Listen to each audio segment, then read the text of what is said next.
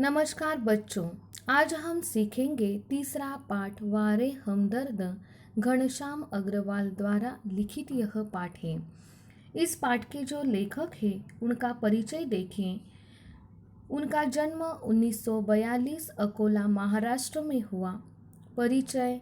घनश्याम अग्रवाल जी की रुचि अध्ययन काल से ही लेखन में विकसित हुई।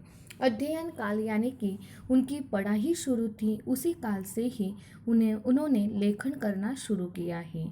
आपने आसपास की प्रत्येक स्थिति या घटना में हास्य ढूंढकर उसे धारदार व्यंग में ढालना आपके लेखन की विशेषता है। यानी कि आसपास जो भी घटना घटती थी उन पर उन्होंने हास्य ढूंढकर उस पर व्यंग कसने का प्रयत्न किया है और अत्यंत उसका लेखनी में उपयोग किया है। आप अखिल भारतीय मंचों पर हास्य व्यंग के कवि के रूप में लोकप्रिय है। घनश्याम अग्रवाल जी हास्य व्यंग कवि के रूप में प्रसिद्ध है। उनकी प्रमुख कृतियाँ देखिए। हंसीघर के आईने हास्य व्यंग, आज़ादी की धूम, आई एम सॉरी हास्य कविता संग्रह, अपने अपने सपने लघु कथा संग्रह आदि उनके प्रसिद्ध हैं। इस पाठ में लेखक ने यह बताने की कोशिश की है।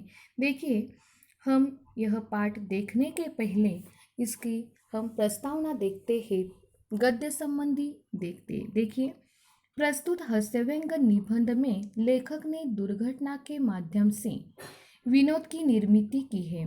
हमदर्दी भी कभी कभी कितनी पीड़ादायक बन जाती है, यह बहुत ही सुंदर तरीके से यहाँ पर दर्शाया है।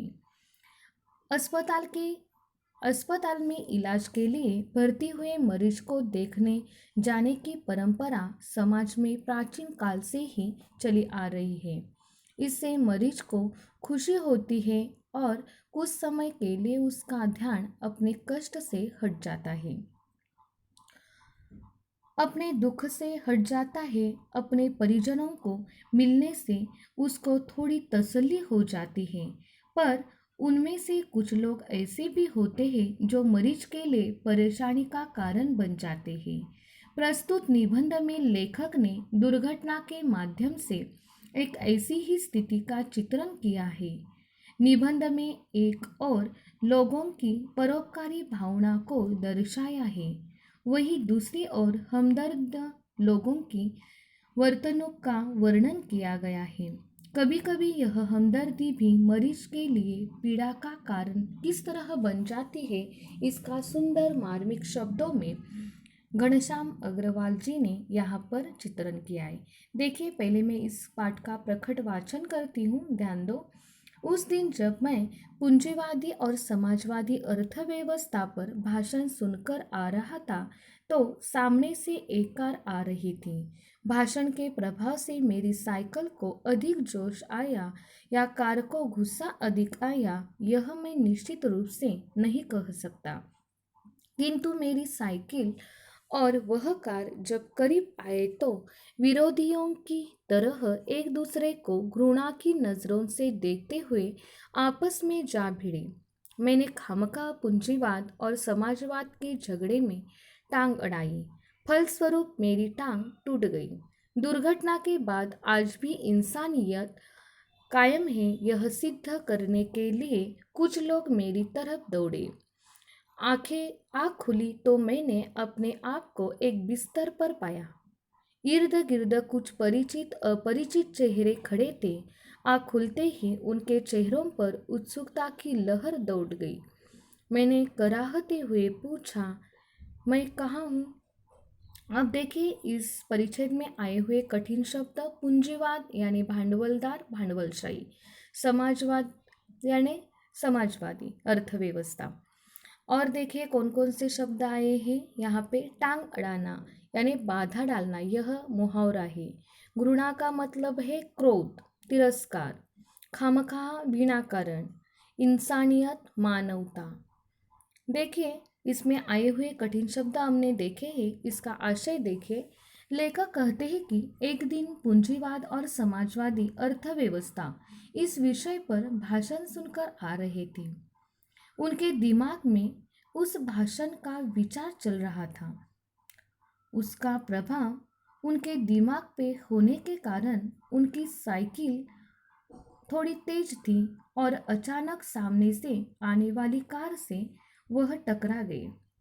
यहाँ पर कार और साइकिल को पूंजीवादी और समाजवादी अर्थव्यवस्था का प्रतीक बताते हुए लेखक ने कहा है कि दोनों विरोधियों की तरह यानी कि दुश्मन की तरह एक दूसरे को घृणा की नज़रों से यानी कि तिरस्कार की नज़रों से एक दूसरे को देखते हुए आपस में भिड़ गए यानी कि आपस में लड़ रहे। मैंने इस झगड़े पे अपनी टांग अड़ाई और फलस्वरूप मेरी टांग टूट गई और वह बेहोश हो गई। वे जब होश में आए तो खुद को अस्पताल में उन्होंने पाया।